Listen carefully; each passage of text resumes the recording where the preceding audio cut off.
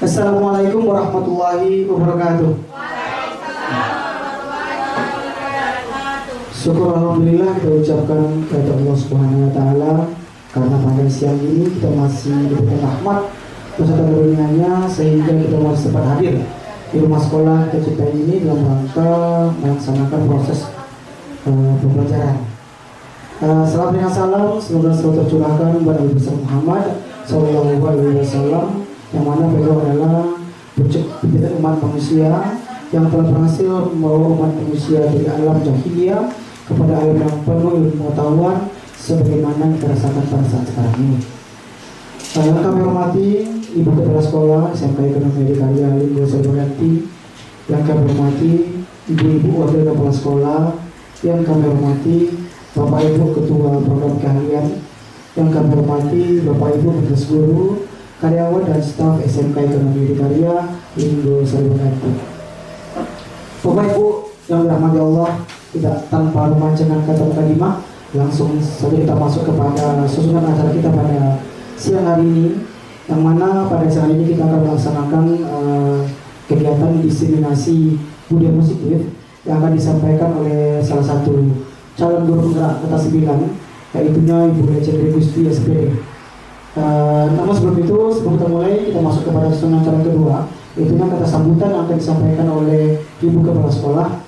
Kepada Ibu Kepala Sekolah untuk tempat dipersilakan.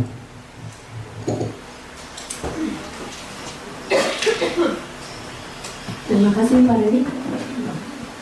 Bismillah, Assalamualaikum warahmatullahi wabarakatuh. Waalaikumsalam warahmatullahi wabarakatuh. Alhamdulillahirrahmanirrahim. Wassalatu wassalamu ala alihi wasahbihi ajma'in. Bersyukur kita kepada Allah Subhanahu wa taala, kita masih diberikan kesempatan untuk dapat berkumpul di sini untuk mengikuti acara diseminasi budaya positif.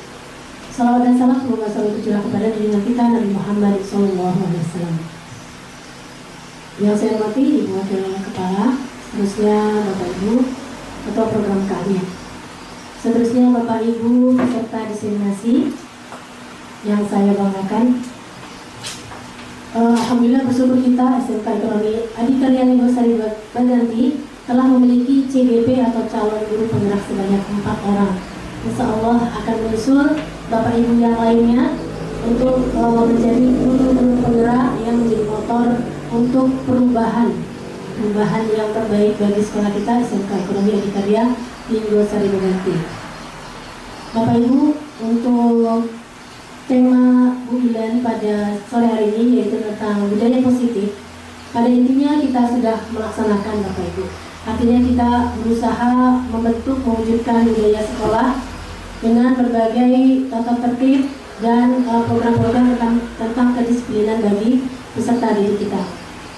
Namun mungkin untuk tindak lanjut atau penanganan dari masalah-masalah pelanggaran tata tertib tersebut mungkin belum begitu maksimal atau optimal, sehingga pelanggaran tersebut mungkin untuk beberapa hal masih banyak dilakukan oleh siswa kita.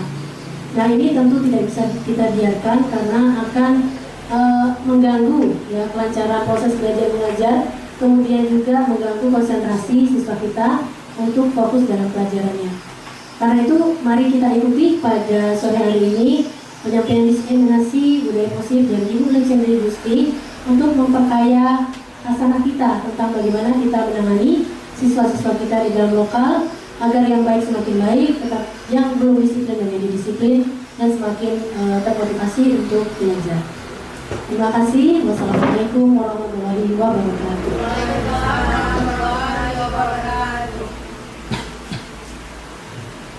Terima kasih kita ucapkan kepada Ibu Kepala Sekolah yang telah menyampaikan sepatah kata dan bersama. Semoga apa yang akan disampaikan oleh pemateri nanti juga akan berberi dampak terhadap diri kita masing-masing dan umumnya untuk sekolah kita. Untuk selanjutnya kita persilakan kepada Ibu Lecendri Gusti yang akan memaparkan tentang diseminasi budaya positif. Waktu dan tempat dipersilakan.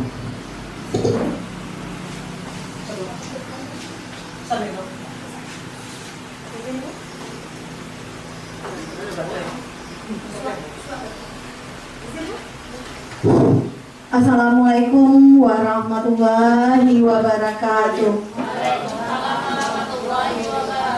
Puji dan syukur kita ucapkan kepada Allah Subhanahu wa taala sehingga kita dapat melaksanakan rutinitas kita seperti biasanya, berkumpul di ruang majelis guru ini dalam rangka diseminasi budaya positif, salah satu tugas dari guru penggerak angkatan 9. Salawat beriring salam tak lupa pula kita sampaikan kepada Nabi besar kita yakni Nabi Muhammad SAW dengan antara kata Allahumma sholli ala Muhammad wa ala ali Muhammad. Yang sama-sama kita hormati Ibu Kepala SMK Adi Karya Linggo-Sari Baganti, Ibu-ibu Wakil Kepala Sekolah, Bapak Ibu Ketua Jurusan, Bapak Ibu Majelis Guru beserta staf dan karyawan. Baiklah Bapak Ibu, siang ini saya akan mencoba mendiseminasikan tentang budaya positif di sekolah. Sebelum kita masuk kepada budaya positif di sekolah, saya akan mencoba mengajukan beberapa pertanyaan pemantik. Yang pertama, jawabannya setuju atau tidak setuju Bapak Ibu. Yang soal pertama, pemberian hukuman dapat mendisiplinkan siswa. Bagaimana menurut Bapak Ibu? Tidak setuju. Kemudian pemberian hadiah atau reward bisa memotivasi siswa. Bagaimana Bapak Ibu? Setuju. Siapa yang setuju? Silakan angkat tangan Bapak Ibu. Pak Iwan setuju? Ada yang 50-50, tergantung keadaan. Kemudian pertanyaan yang ketiga, guru bisa mengontrol peserta didik. Guru bisa mengontrol peserta didik. Bagaimana Bapak Ibu? Setuju. Kemudian seorang guru harus mampu memberikan solusi bagi siswanya. Setuju. Mungkin ini bisa kita sepakati dan kita coba bahas untuk materi selanjutnya nantinya.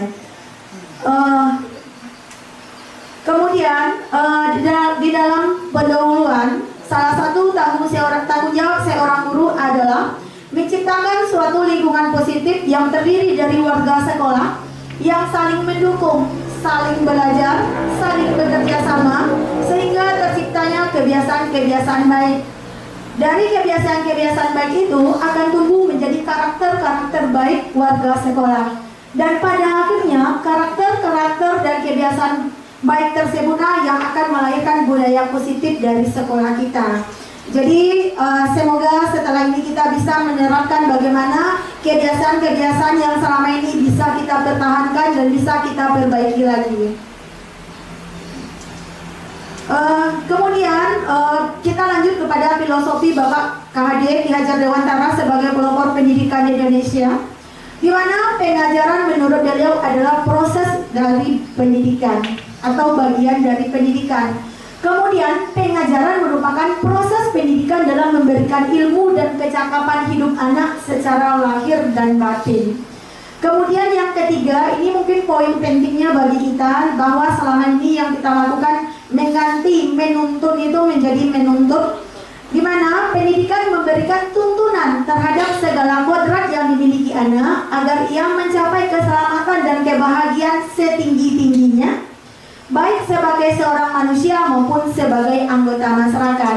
Jadi mungkin saya pribadi pun juga mungkin sering khilaf, di mana saya sering menuntut, tidak menuntun. Jadi dengan adanya materi ini, semoga kita bisa dapat melakukan kegiatan menuntun anak tersebut. Kemudian di dalam pembelajaran, Bapak Ki Hajar Dewantara mengibaratkan bahwa anak itu bahwa sekarang seorang pendidik sebagai seorang petani dan tukang kebun. Anak-anak itu seperti biji tumbuhan yang disemai dan ditanam oleh Pak Tani atau Pak tukang kebun di lahan yang sudah disediakan. Anak-anak itu bagaikan buliran-buliran jagung yang ditanam. Bila biji jagung ditempatkan di tanah yang subur dan mendapatkan sinar matahari dan pengairan yang baik, maka meskipun biji jagungnya kurang berkualitas, dapat tumbuh dengan baik karena perhatian dan perawatan dari Pak Tani. Jadi dengan istilah kata, kita tidak akan bisa merubah padi menjadi jagung, tapi bagaimana kita bisa menghasilkan hasil yang sama dengan jagung, yaitu dengan mendapatkan jagung yang berkualitas. Kemudian ada pun yang kita bahas pada siang ini, yang pertama disiplin disiplin positif dan nilai-nilai kebajikan universal, teori motivasi, hukuman dan penghargaan, restitusi, kemudian keyakinan kelas, kebutuhan dasar manusia dan dunia berkualitas, kemudian restitusi 5 posisi kontrol, kemudian restitusi segitiga restitusi. Ini yang akan poin terakhir nantinya. Menurut Bapak Gazen, seorang tokoh tentang teori kontrol, menyatakan bahwa ilusinya guru menjadi orang yang mengontrol muridnya. Kemudian bahwa semua penguatan positif efektif dan bermanfaat. Bahwa kritik yang membuat orang merasa bersalah dapat menguatkan karakter. Kemudian bahwa orang dewasa memiliki hak untuk memaksa. Mungkin ini fungsi kontrol menurut Bapak Gazen yang akan Bapak Glaser mungkin dari contohnya bisa nanti kita ambil apakah benar yang 4 ini apa tidak. Kemudian kita lanjut kepada disiplin. Makna kata disiplin mungkin kita semuanya sudah pernah mendengar dan kita sudah pernah melaksanakannya. Mungkin ada Bapak Ibu yang bisa menjelaskan kembali apa itu disiplin?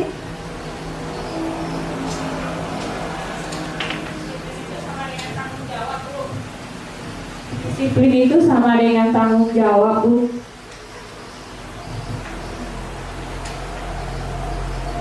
Mungkin ada tambahan dari Pak Hanif?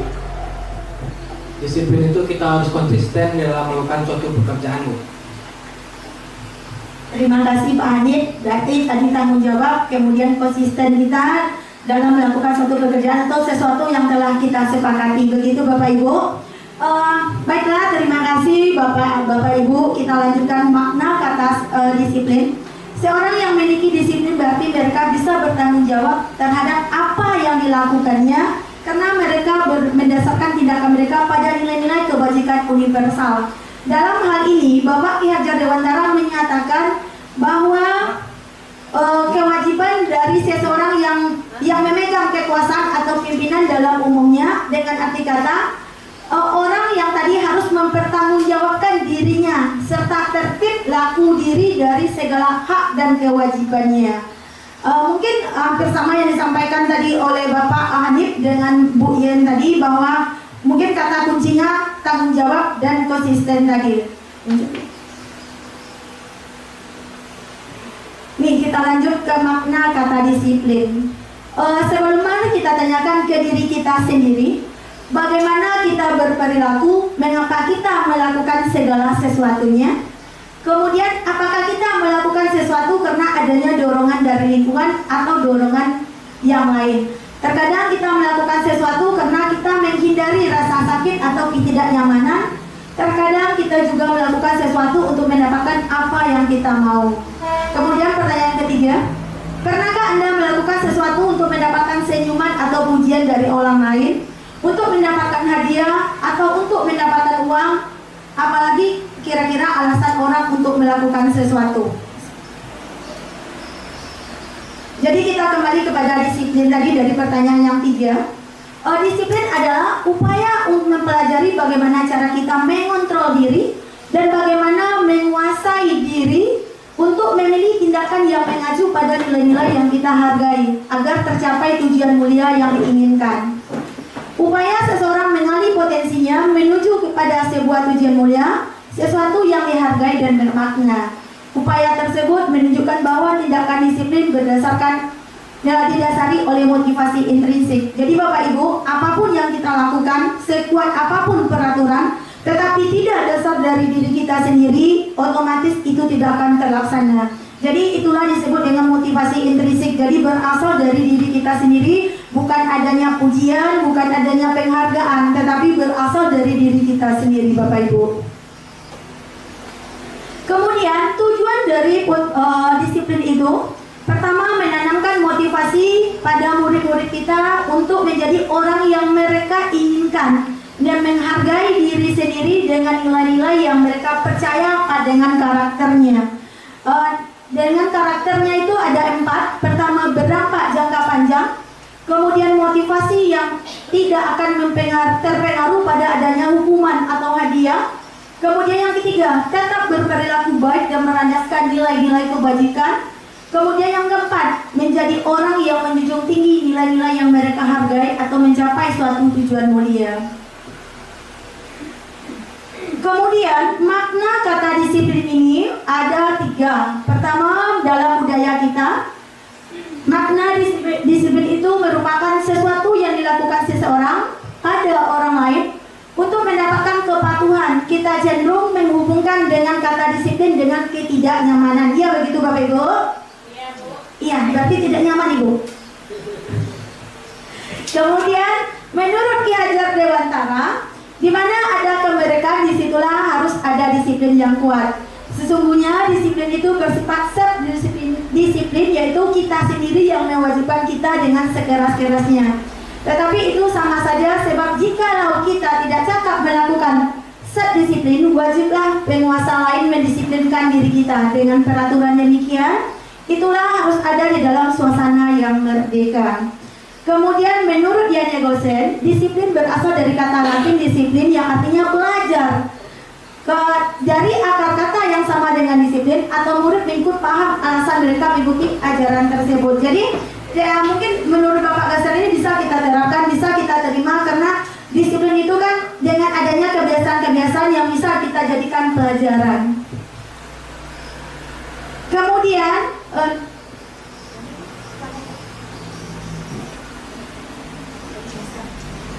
kemudian kita kembali ke teori motivasi, hukuman, penghargaan, dan restitusi. Mungkin 3 kata ini nanti memiliki makna yang berbeda. Ada motivasi, ada hukuman, kemudian penghargaan dan restitusi.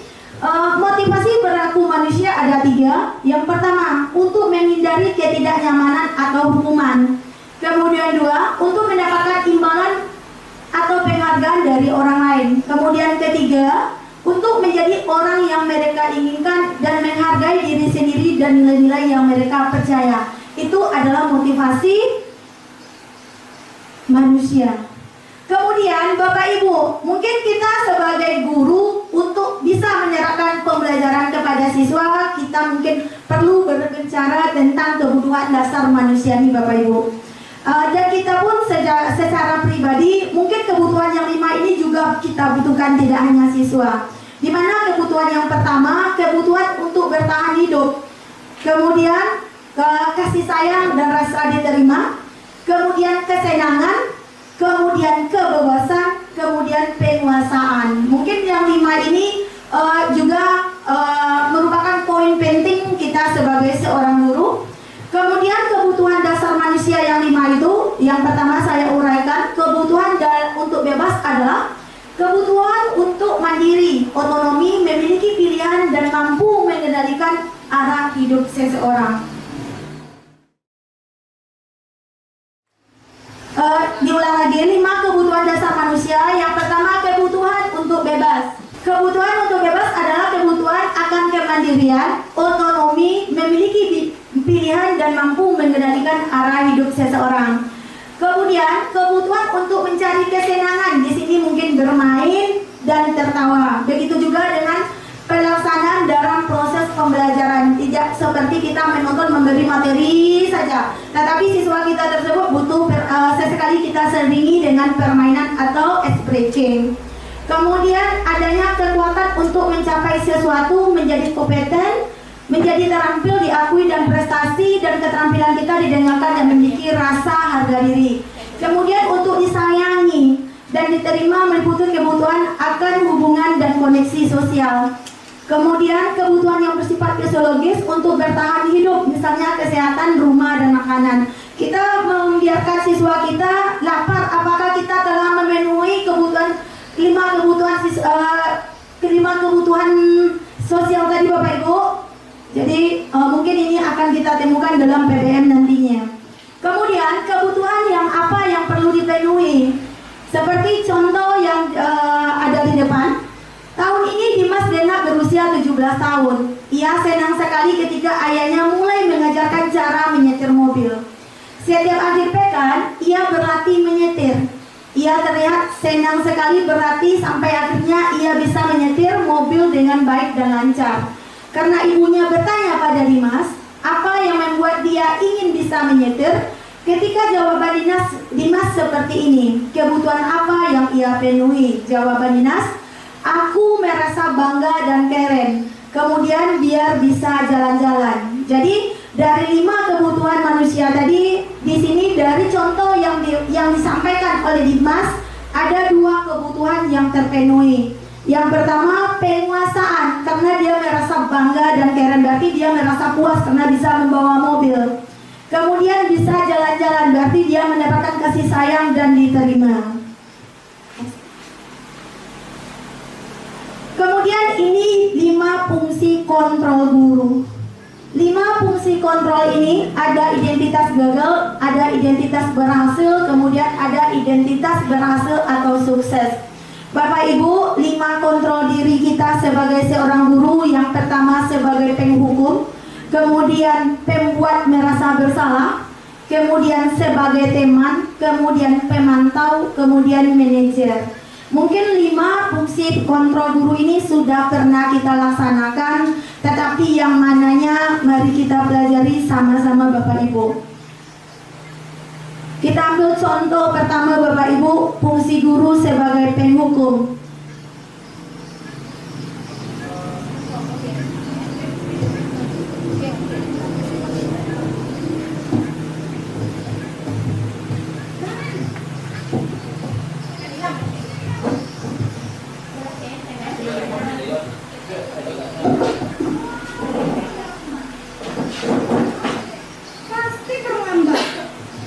Bu, saya Apa coba? Alasan kamu apa lagi? Kapan sih kamu tidak terlambat? Malas sekali ya kamu jadi anak. saya Dasar pemalas. Gak kapok-kapok sih kamu. Sudah berapa kali terlambat? Sana, kamu keliling lapangan basket 2 kali. kenapa saya harus ke lapangan basket, Bu? Kenapa? Kamu melawan ibu. Berani-beraninya jawab. Sudah terlambat, masih berani jawab pula. Sekarang, keliling lapangan basket 5 kali sekalian. Biar kapok. Cepat. Pergi sana ke lapangan basket.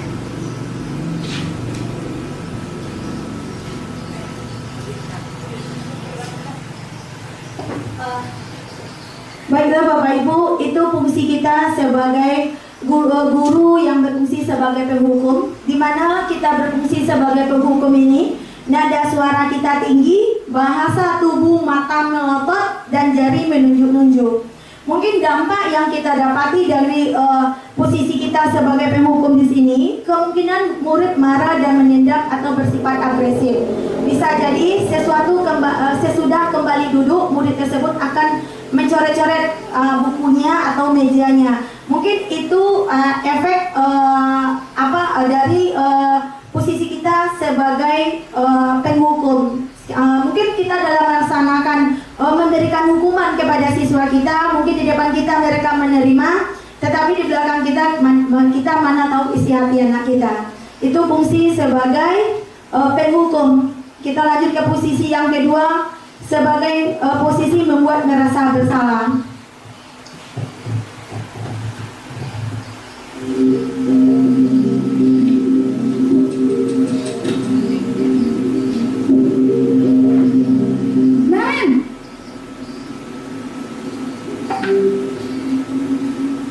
Selamat pagi, Bu. Naren, kamu kenapa terlambat lagi, nak? Ya Tuhan, Naren, kamu senang ya bikin ibu susah ya? Kalau kamu terlambat lagi, nanti ibu yang ditegur bapak kepala sekolah, nak. Disangka ibu tidak bisa membina kamu. Duh, gimana ini? Maaf, Bu. Duh, Gusti Naren, kamu suka ya kalau ibu ditegur bapak kepala sekolah? Terus, sekarang ibu harus tulis apa ya di buku absen? Ini kamu sudah sering terlambat loh. Ibu harus apa coba? Maaf, Bu. Maaf sekali. Ya sudah, lain kali jangan bikin ibu susah lagi anak ya. Ibu tidak akan kuat lagi kalau kamu begini terus. Bisa jantungan kalau ibu ditegur bapak kepala sekolah. Sana cepat kelas. Maaf ya, Bu. Maaf sekali.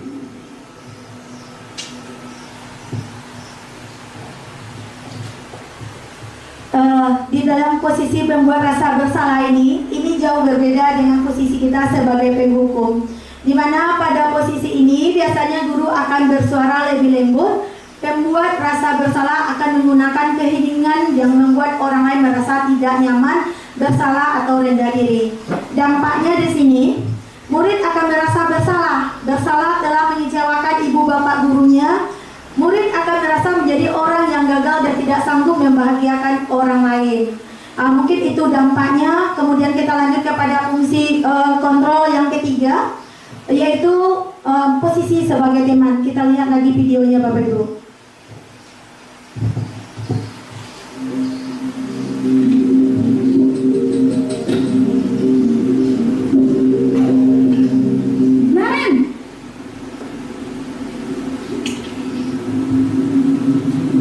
Selamat pagi, Bu.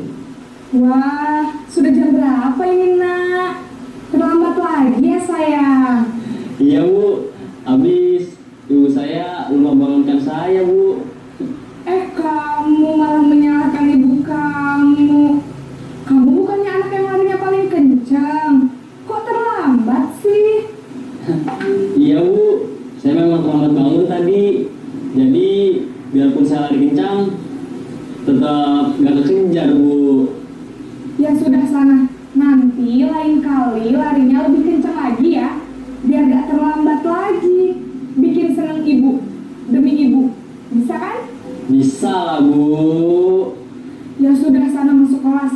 Ibu beresin urusan absen kamu. Kamu ini ada-ada saja.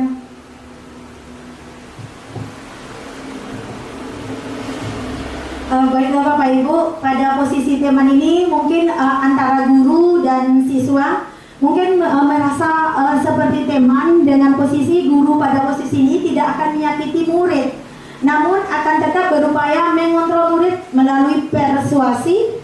Pada posisi teman, guru bisa negatif ataupun positif. Positifnya di sini berupa hubungan baik yang terjalin antara guru dan murid. Hal negatifnya dari posisi teman adalah bila suatu saat guru tersebut tidak membantu, akan merasa kecewa dan berkata, murid merasa dikecewakan dan tidak mau berusaha lagi. Kemudian murid akan merasa senang dan akrab dengan guru. Ini termasuk dampak positifnya. Hanya saja di sisi negatif murid menjadi tergantung kepada guru tersebut. Bila ada masalah, dia merasa bisa mengandalkan guru tersebut untuk membantunya.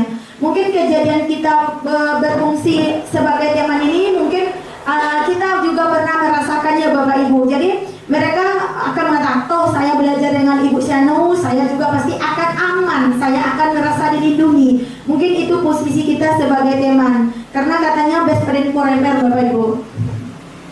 Kemudian posisi yang keempat, posisi sebagai pemantau atau monitor. Kita lihat lagi videonya Bapak Ibu.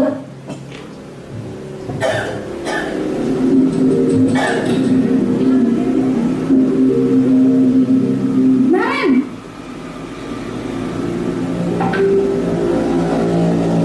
Selamat pagi, Bu. Naren, apa peraturan sekolah kita tentang jam berapa kita harus masuk sekolah, Nak? Kita harus di sekolah jam 7, Bu. Iya betul, sekarang sudah jam 7.20. Naren sudah tahu konsekuensinya jika terlambat hadir. Paham, Bu. Saya harus tinggal kelas pas jam istirahat selama 20 menit. Iya benar, konsekuensinya demikian. Jadi nanti jam 9.30 pas istirahat, kamu harus tinggal di kelas, kerjakan tugas tambahan untuk ketertinggalan kamu, ya? Baik, Bu.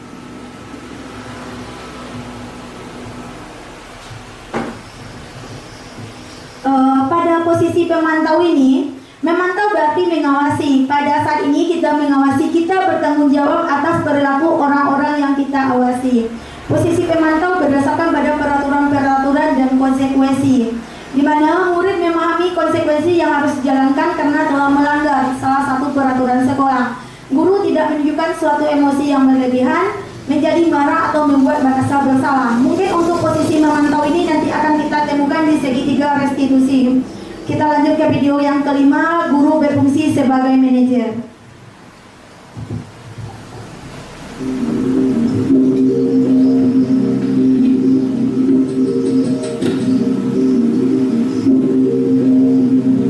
Naren!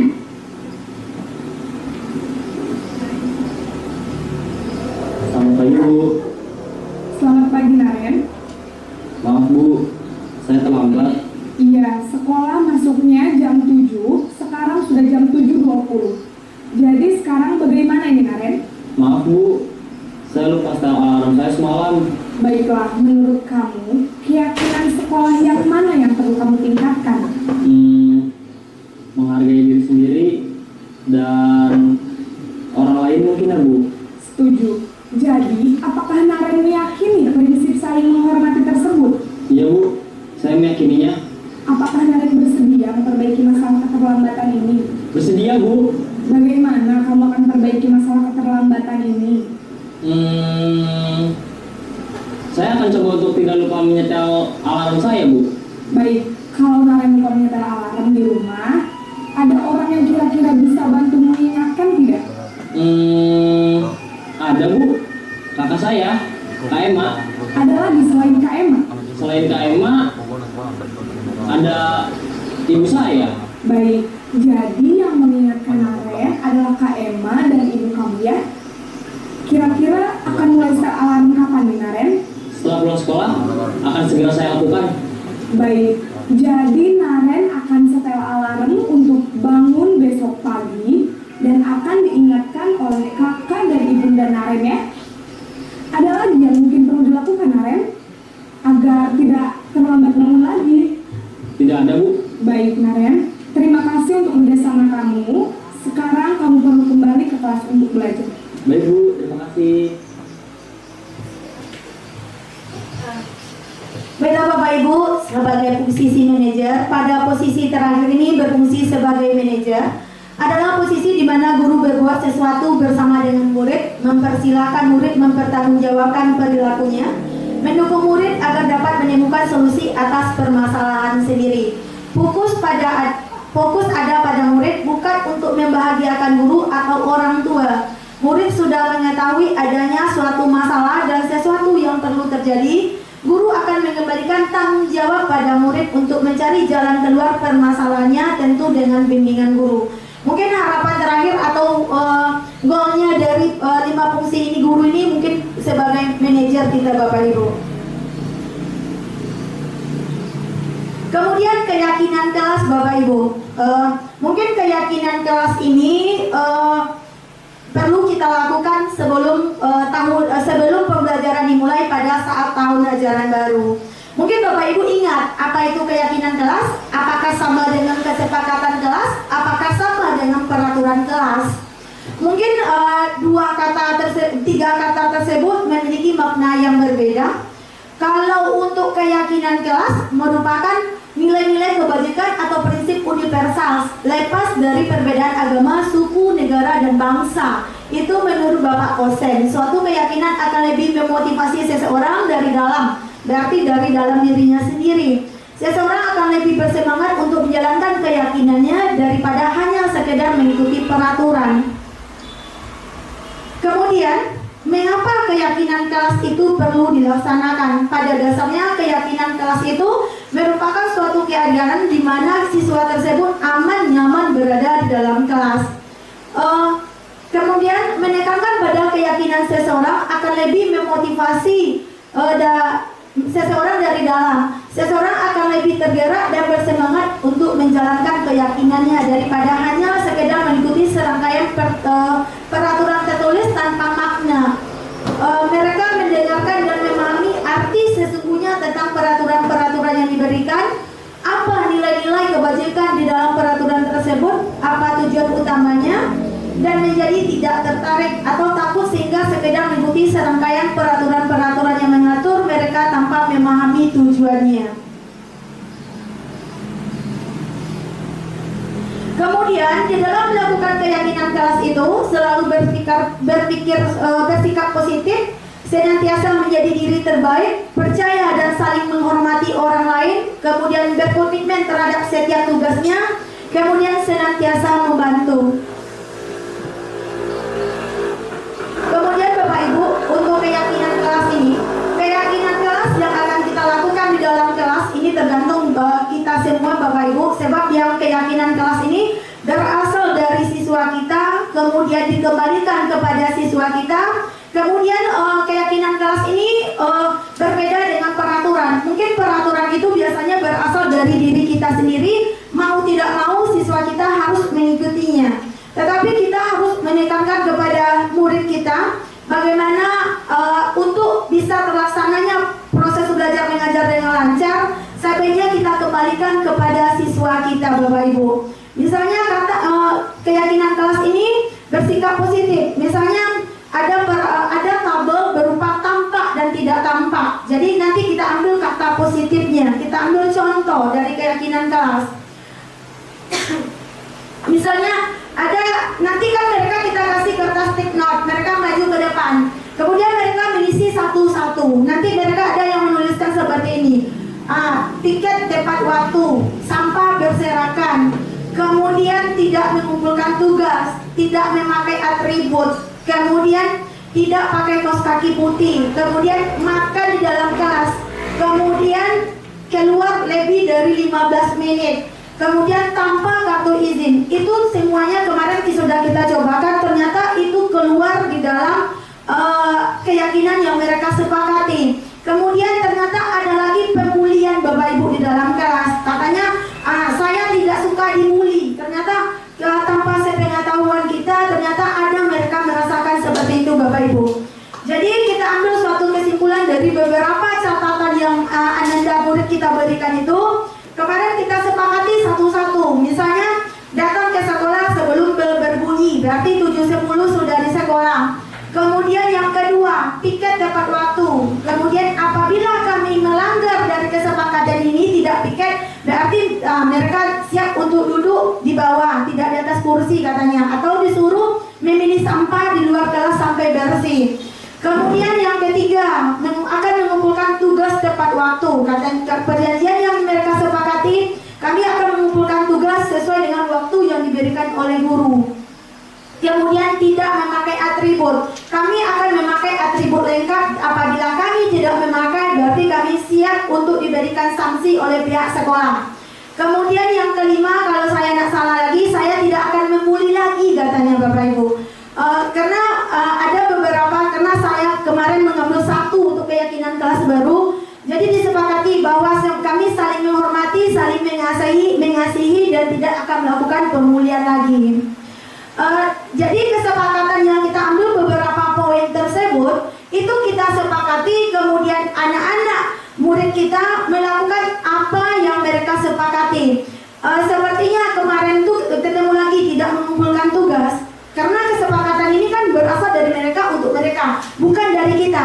Intinya hukuman fisik yang kita berikan bukan berasal dari kita, tetapi berasal dari mereka. Kalau katanya Bu, saya nanti kalau terlambat saya siap diberi sanksi untuk berlari mengelilingi lapangan atau saya siap dijemur. Berarti kan datang dari mereka, bukan dari kita Bapak Ibu. Nah, dari kesepakatan kelas tersebut kita tangani, kemudian apabila ada masalah di kemudian hari kita kembalikan lagi kepada siswa tersebut Bapak Ibu. Next.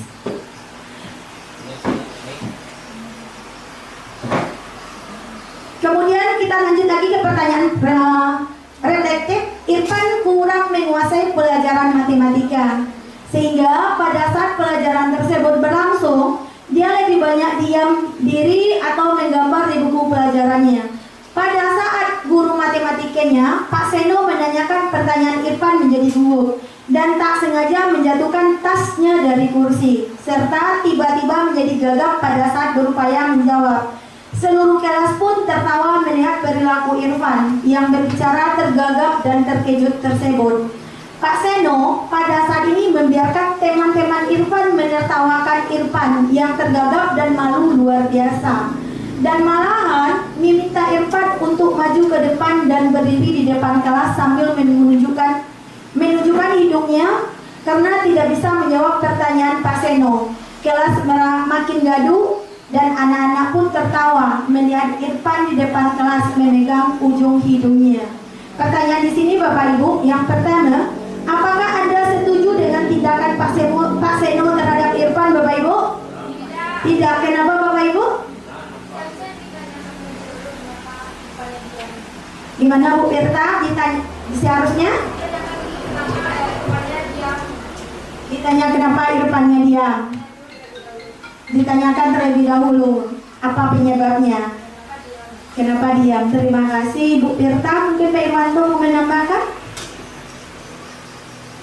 Karena memalukan siswa. Iya, ujung-ujungnya memalukan siswa, mematikan karakter siswa kita Bapak Ibu. Terima kasih Bu Tirta dan Pak Irwanto. Kemudian pertanyaan refleksi yang kedua, menurut Anda tindakan Pak Seno terhadap Irfan adalah sebuah hukuman atau konsekuensi Bapak Ibu? Hukuman Uyen? Hukuman. Sepakat itu hukuman Bapak Ibu? Mari kita lanjutkan apa itu hukuman, kemudian apa itu konsekuensi.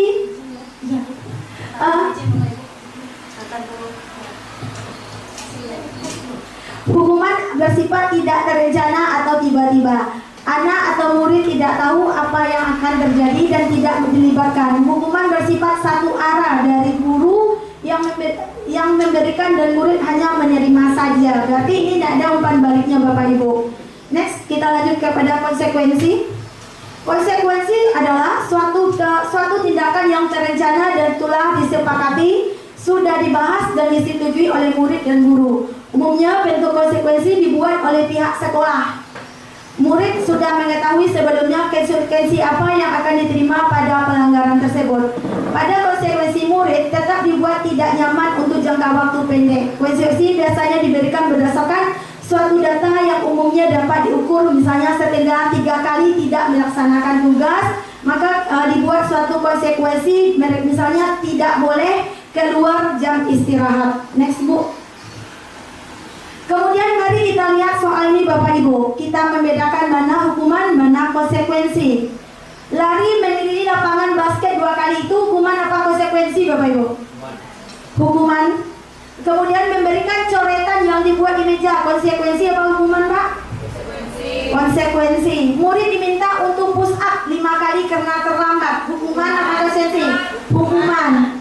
Kemudian menggantikan kertas tugas temannya yang sudah dicoret-coret, hukuman apa konsekuensi Bapak Ibu? Mari kita lihat jawabannya. Ya, 100 untuk Bapak Ibu. Ternyata udah bisa membedakan mana hukuman, mana konsekuensi. Next Bu. Kemudian kita kembali ke restitusi. Restitusi adalah proses menciptakan kondisi bagi murid untuk memperbaiki kesalahan mereka, sehingga mereka bisa kembali pada kelompok mereka dengan karakter yang lebih kuat. Restitusi juga merupakan proses kolaboratif yang mengajarkan muridnya untuk mencari solusi untuk masalah mereka dan membantu murid berpikir tentang orang seperti apa yang mereka inginkan dan bagaimana mereka harus memperlakukan orang lain. Kata dasar dari restitusi ini Bapak Ibu yaitu segitiga restitusi, suatu proses dialog yang dijalankan oleh guru atau orang tua agar dapat menghasilkan murid yang mandiri dan bertanggung jawab. Next Bu. Kemudian di dalam segitiga restitusi ini ada 3 langkah yang wajib kita laksanakan. Yang pertama, dari masalah yang dihadapi oleh siswa kita harus menstabilkan identitas dari permasalahan siswa tersebut. Kemudian baru memvalidasi tindakan yang salah. Kemudian yang ketiga baru menanyakan keyakinannya. Untuk menstabilkan identitas ini, setiap orang pasti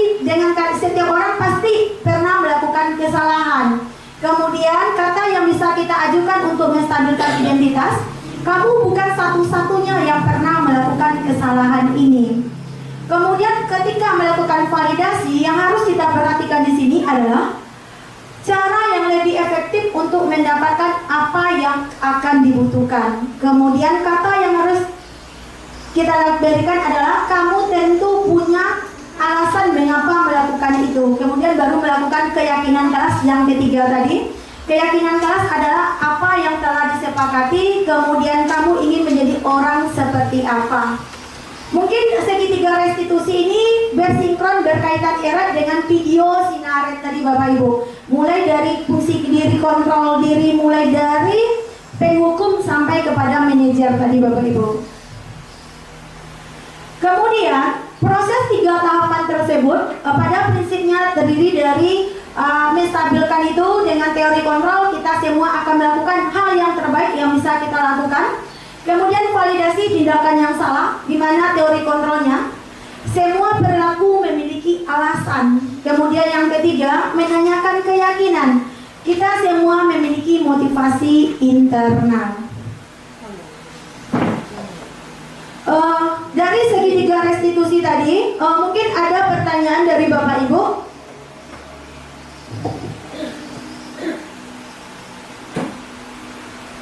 Ada pertanyaan Bapak Ibu? Mungkin bisa saya jelaskan lagi tentang segitiga restitusi ini. Yang pertama, kita memanggil siswa kita itu yang satu-satu. Misalnya kita anggap contohnya Jeffrey. Dia kan sering terlambat kasusnya itu Bapak Ibu. Kita tanya, kita panggil satu-satu, mereka dipersilakan duduk menghadap kita. Kemudian kita tanyakan dengan kata ucapan salam dulu, selamat pagi nak. Mungkin anak tahu kenapa dipanggil menghadap ibu. Kemudian mereka menjawab tidak. Jadi kita di sana lagi menanyakan, apakah kamu datang terlambat lagi hari ini? Nanti dijawabnya iya. Kemudian kita menanyakan lagi, kenapa kamu terlambat? Biasanya dia jawab, saya terkaluk bu, gitu katanya biasanya. Kemudian kita tanya lagi, apa penyebabnya? Kemudian baru kita kuatkan bahwa semua orang pernah melakukan kesalahan. Berarti kita menstabilkan dulu Bapak Ibu. Kemudian setelah itu kita tanyakan lagi, dari kesalahan yang Anda lakukan tersebut, kira-kira solusinya apa gitu. Kita tanyakan lagi solusinya, kita tanyakan lagi penyebabnya. Kemudian nanti mungkin dari segitiga restitusi ini solusinya mungkin berasal dari dia sendiri, dari murid tersebut, bukan berasal dari kita.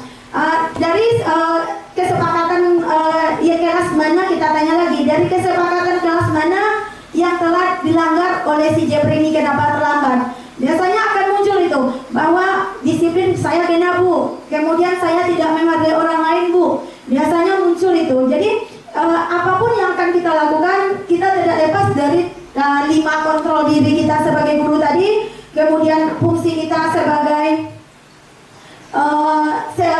seorang guru dalam melaksanakan segitiga restitusi, kemudian kita sebagai manajer. Kemudian kesimpulan yang bisa kita ambil dari penyampaian saya tadi, ya silakan Bu Liza.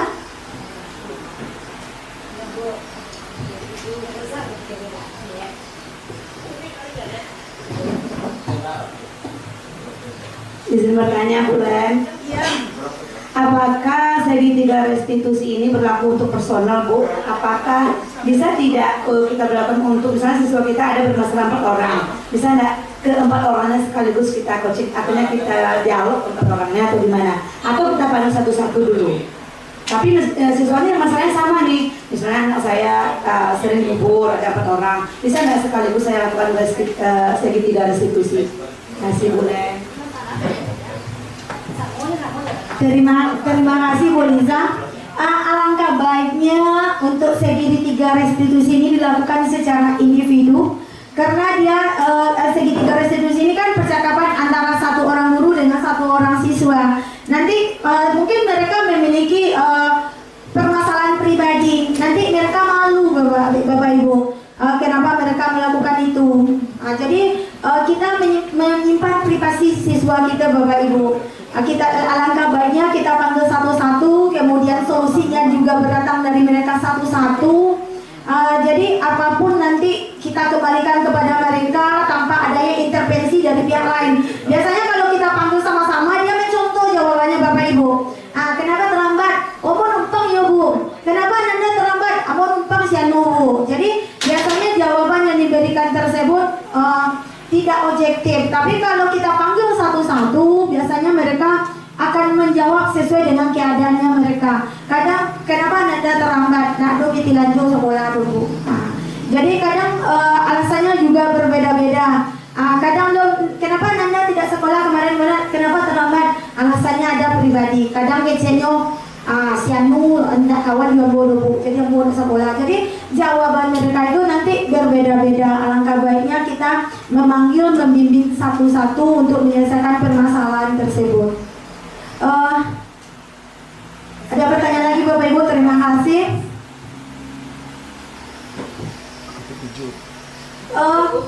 Kemudian di dalam penerapan disiplin positif ini, guru hendaknya memiliki standar kepribadian profesional dan sosial yang baik, di mana guru mampu merefleksikan dirinya dalam posisi kontrol. Saat ini bagaimana menjalankan dirinya sebagai among yang menuntun murid-muridnya menjadi insan mandiri, mereka dan bertanggung jawab. Tujuan dari budaya positif ini mungkin pada dasarnya Bapak Ibu berasal dari kebiasaan-kebiasaan kita. Mungkin dalam pelaksanaan sebanyak penyampaian saya tadi, saya pribadi mungkin juga banyak melakukan kesalahan. Yang pertama mungkin saya sering berfungsi sebagai penghukum. Kemudian saya mungkin tidak pernah sebagai manajer. Mungkin sekali-sekali saya pernah melakukannya Bapak Ibu. Kemudian saya membuat rasa bersalah. Rasa bersalah itu mungkin juga sekali-sekali saya lakukan Bapak Ibu.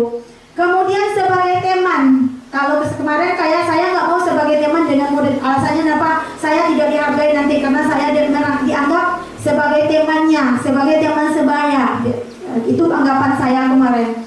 Kemudian sebagai monitor mungkin sering juga kita lakukan sebagai guru. Berarti kita sering memperhatikan anak. Sianu itu setiap hari terlambat. Mungkin bisa beberapa kita lihat ini. Tetapi pada dasarnya penghukuman ini kadang kita susah mengontrol diri Bapak Ibu. Pas kita mau masuk, kita udah duduk, datanglah siang. Assalamualaikum Bu, ambil kelambe. Kita kan sering seperti itu Bapak Ibu. Izin ke piket dulu. Ada mau daripada izin ke piket, bawa pulanglah. Ada seperti itu Bapak Ibu. Jadi kita tanpa memikirkan efek ke belakangnya. Mungkin mereka itu di depan kita, mungkin siswa kita itu menerima Bapak Ibu. Dia ngomong iya Bu, tapi di belakang hati manusia siapa yang tahu Bapak Ibu. Jadi dari 5 fungsi kontrol tadi Bapak Ibu, semoga kita bisa melaksanakannya dan kita bisa berfungsi sebagai manajer, bisa mengelola anak kita tanpa adanya paksaan dari pihak lain. Kemudian perlu Bapak Ibu keyakinan kelas yang telah kita sepakati juga perlu dibuat Bapak Ibu sebagai acuan kita sebelum bertindak. Kembalikan lagi apa kesalahan yang mereka lakukan, kemudian apa tindakannya kita kembalikan. Jangan kita sebagai pemaksa Bapak Ibu. Biasanya setuju tidak setuju wajib Anda ikuti seperti kontrak belajar kita. Nanti disuruhlah siswa kita itu membawa pupuk 2 karung. Kalau Anda tidak mengerjakan tugas alfa Anda membawa pupuk 2 karung. Pupuk datang ke sekolah tapi hatinya menongkol. Nanti dikasihlah kita namanya ibu pupuk. Karena itu merupakan hukuman Bapak Ibu. Jadi mulai dari sekarang kita berubah mindset kita Bapak Ibu. Bagaimana kita siswa itu nyaman, karena sekolah ini dan lokal adalah tempat ternyaman ananda kita untuk menuntut ilmu Bapak Ibu. Jadi jadikanlah sekolah ini sebagai sekolah ramah anak, tanpa adanya tuntutan, tanpa adanya hukuman, karena apapun yang terjadi nanti mereka memiliki cerita. Nanti apapun yang kita lakukan kepada siswa kita itu merupakan memori yang tidak akan lupa sama siswa kita sepanjang hidupnya. Siapa tahu hidup ini berputar Bapak Ibu. Kadang Allah sukses dia, kalau sukses alhamdulillah. Kalau nanti ketemu kita di jalan, kita udah tua, tuh ibu nama bawa pupuk 3 karung 4 karung gitu. Jadi mohon perhatian dan kerjasama kita Bapak Ibu, bagaimana kita bisa melaksanakan fungsi kontrol kita diri ini untuk mendayakan budaya positif. Dan saya pun juga seperti itu Bapak Ibu. Ketika saya melaksanakan PBN, karena mata pelajaran saya adalah kejuruan, saya lupa Bapak Ibu. Siswa kita itu kan disuruh tugas mengarsip. Sampai sekarang dia bilang, tuh len nama dia tugas arsip sama nyanta praktek yang banyak. Gitu katanya Bapak Ibu. Padahal itu sebuah konsekuensi yang harus berkelaksanakan. Tetapi karena itu udah melekat di kepalanya, sehingga apapun yang kita berikan itu tersimpan sampai tua Bapak Ibu.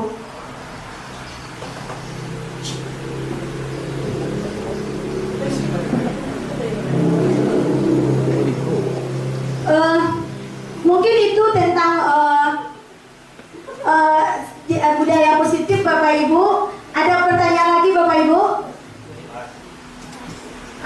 Kalau tidak Bapak Ibu, kita cukupkan sampai di sini. Semoga apa yang telah disampaikan bisa kita laksanakan, kita terapkan untuk kemajuan sekolah kita bersama. Sebab budaya positif ini berasal dari kita, untuk kita, dan demi membahagiakan anak bangsa. Sebab masa depan anak bangsa berada di tangan kita, Bapak Ibu, yang akan menjadi amal jariah.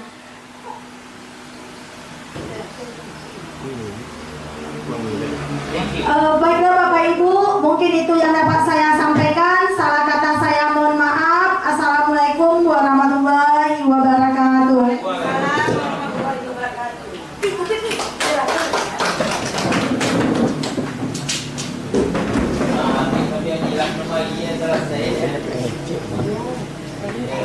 Oke, baik, terima kasih apa yang disampaikan oleh Ibu Cantik tadi. Semoga apa yang beliau sampaikan dapat bermanfaat kita bersama. Dan memang Bapak Ibu, terkait 5 posisi kontrol tadi, yang menurut kami yang paling baik adalah posisi manajer, begitu. Karena pada dasarnya kami juga pernah mendapatkan posisi sebagai teman. Jadi ini menyebabkan sebuah istilahnya mereka akan ketergantungan dengan kita, gitu. Jadi apapun masalahnya, nah mereka akan mencari kita walaupun dia bermasalah dengan guru lain, tapi mereka tetap mengandalkan kita karena kita sudah memposisikan sebagai teman. Gitu barangkali yang dapat kami sampaikan selaku penutup kegiatan kali ini. Terima kasih atas waktunya. Assalamualaikum warahmatullahi wabarakatuh.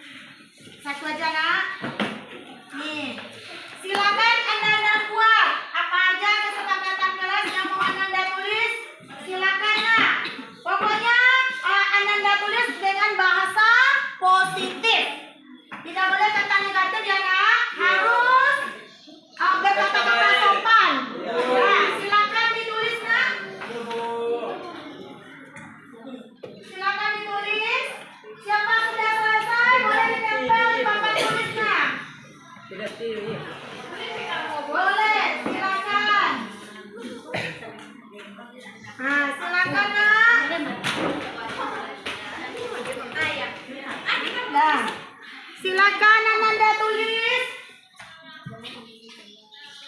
Dua boleh? Silakan ditulis nak. Boleh, Bu. Boleh. Tolong segera ditulis nak. Siapa yang sudah selesai maju ke depan nak. Ingat kata yang ditulis adalah kata yang bersifat positif. Apa? Ini nanti dijelaskan. Sekarang buat aja dulu nak kesepakatan kelas, keyakinan kelas seperti apa yang kamu inginkan. Sepertinya kamu tidak boleh datang terlambat gitu.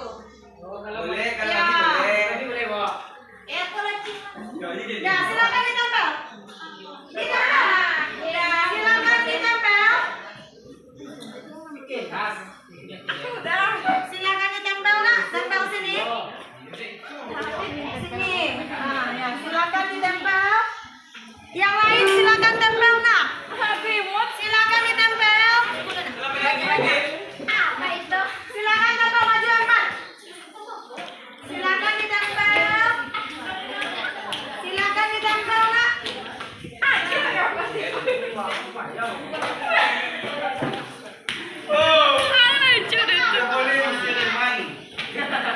Tidak boleh menggunting. Ayo. Oh, dia bukan tolong ya, Pak. Bukan tolong ya. Boleh, berapa kamu mau? Bebas dengan Pak. Silakan yang mau, yang belum, Nak. Silakan maju ke depan. Silakan ditempel setengahnya. Selalu mengenakan jaket kita. Tidak boleh menggosip. Tidak boleh. Kelimat nih. Kelimat ya. Tidak boleh.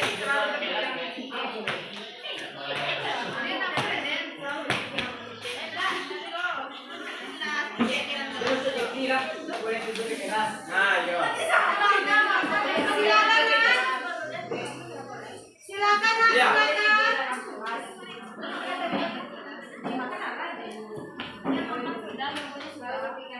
Kok sama di wajahnya? Siapa pun dibebaskan ke bawah. Ya, benar.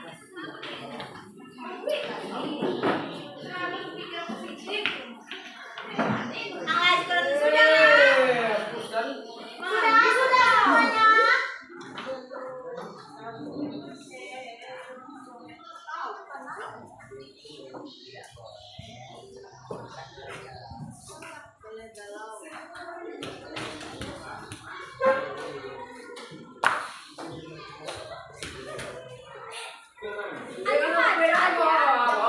Hah? Ya. Sudah selesai? Nah, yang mana ini sih? Ya. Tapi ini waktu yang jadinya ya.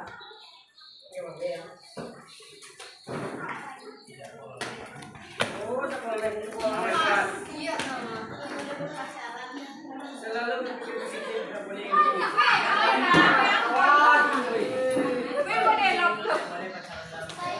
Matunya. Kelapanan.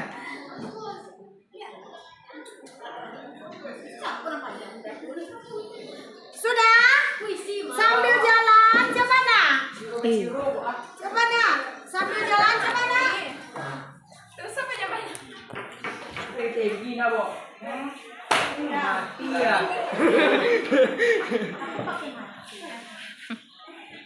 Sudah siro ro. Sudah Nak? Oke. Ako ba? Ate karon. Ate road. Silakan duduk. Orang di ate ko di.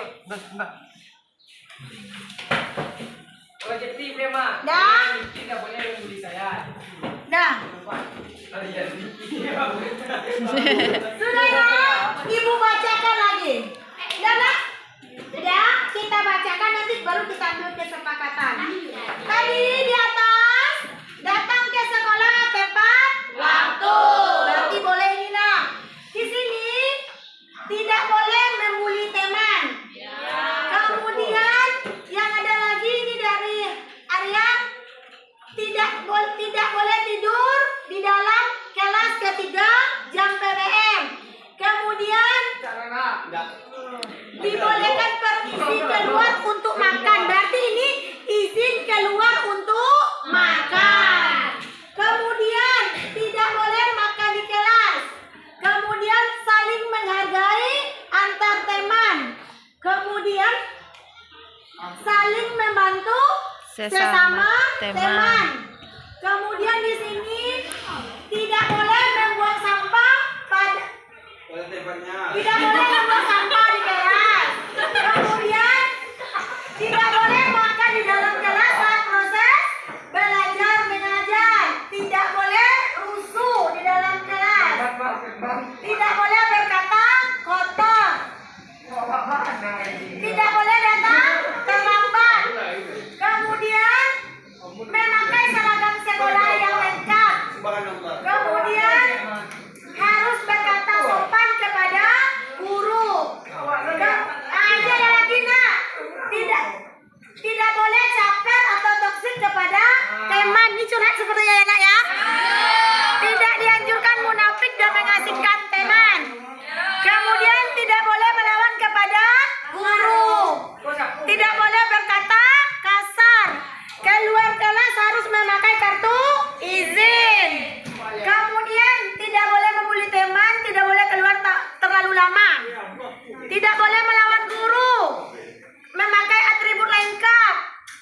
tidak tidur dalam kelas. Kemudian membuang sampah pada tempatnya. Kemudian selalu berpikir positif dan tidak iri hati. Tidak rusuh di dalam kelas. Tidak boleh membuli teman. Tidak boleh menghina Jepri, kata Jeprina. Tidak boleh menghina Jepri. Kemudian selalu bahagia, kata teman-temannya. Beri aplaus untuk anak-anak. Selalu bahagia. Perhatikan Ibu. Nah, Ibu ulang lagi nak. Nanti dari tulisan yang Anda tulis ini, kita ambil suatu kesepakatan, mulai dari tampak dan tidak tampak. Dari catatan yang pertama, itu Ananda menyatakan sering terlambat. Kemudian, kegiatan yang harus Ananda lakukan adalah yang positifnya datang tepat waktu. Berarti jam 7.10 sudah berada di sekolah. Kemudian, yang tidak tampak yang kedua, atribut sekolah atau seragam tidak lengkap. Berarti yang harus Ananda kerjakan adalah melengkapi atribut seragam lengkap. Kemudian, tidak berdoa sebelum belajar. Jadi, yang tampaknya berdoa sebelum dan sesudah belajar. Kemudian, membuang sampah sembarangan. Berarti yang harus Ananda kerjakan yang tampak adalah membuang sampah pada tempatnya. Membuli teman. Positifnya apa tadi nak? Apa Ria? Tidak membuli teman.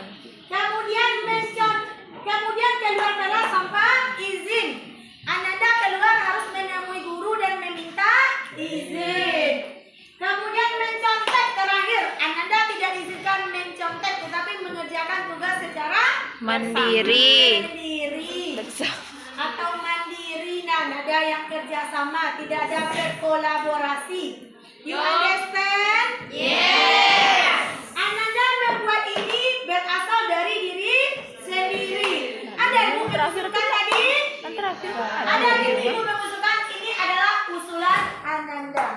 Jadi apapun yang Ananda buat, berarti ibu kembalikan kepada Ananda lagi.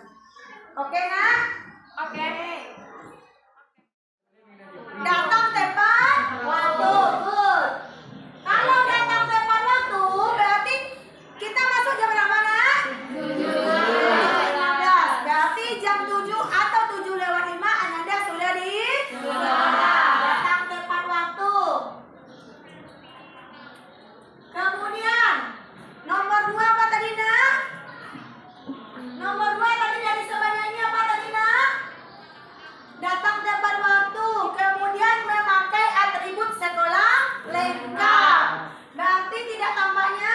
Tidak lengkap. Atribut sekolah tidak Tidak lengkap.